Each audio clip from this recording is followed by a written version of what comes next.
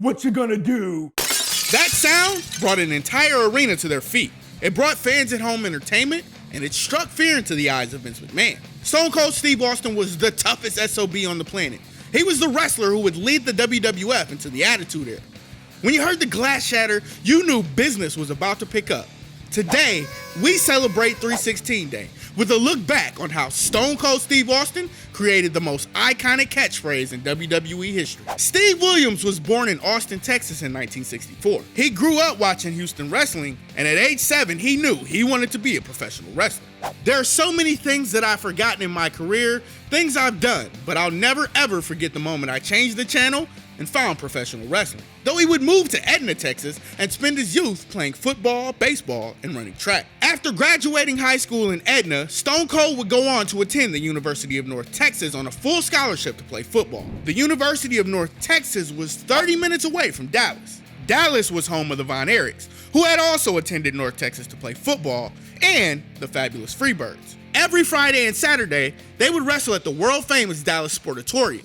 That's where Steve and his college teammates would spend their Friday nights. Stone Cold then figured out exactly how he would make his dreams a reality. He saw a commercial for the Gentleman Chris Adams Wrestling School, and he attended. Now, you people know that we cover basic wrestling and psychology techniques. The problem was, he progressed really slowly, and in his words, he sucked. But he had the look, he had the will and the determination, and he picked up some attitude along the way.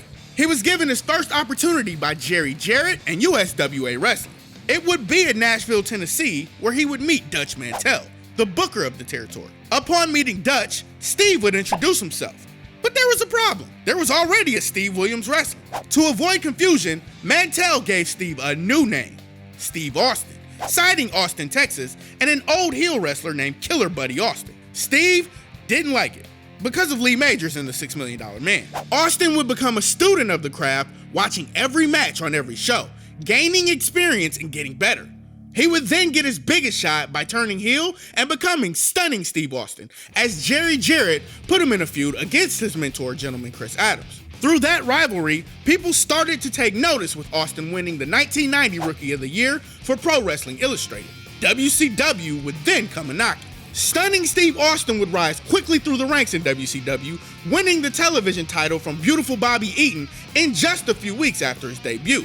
But along with 2 United States title reigns and 1 more TV title reign, he would hit a ceiling in WCW as a singles competitor. You see, the brass didn't feel that Steve Austin was marketable. Picture that. He was a blue-collar guy, and that's it. He'd win tag team gold with Brian Pillman as a part of the Hollywood Blondes, and later be fired by a young executive named Eric Bischoff after suffering a triceps tear. He'd be contacted by Paul Heyman, formerly Paulie Dangerously of the Dangerous Alliance. Because he couldn't wrestle due to the triceps tear, Heyman would give Austin a platform to talk. He used ECW to develop the character of Stone Cold Steve Austin, cutting promos and talking about his frustrations in WCW.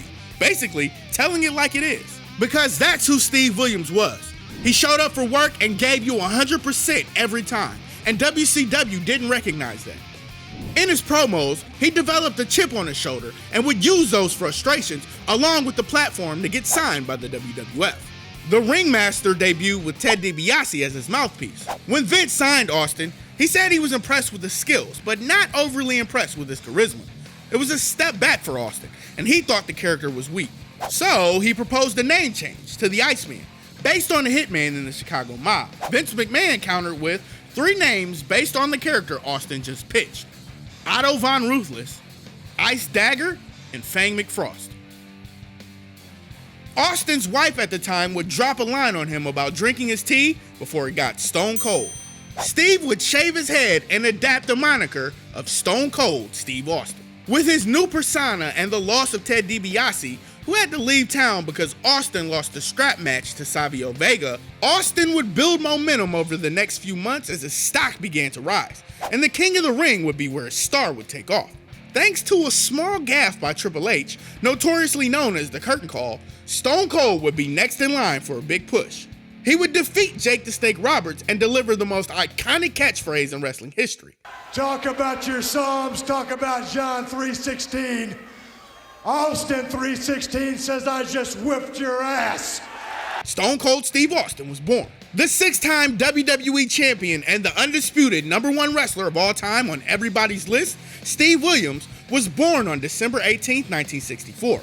But we celebrate Stone Cold Steve Austin on 3/16.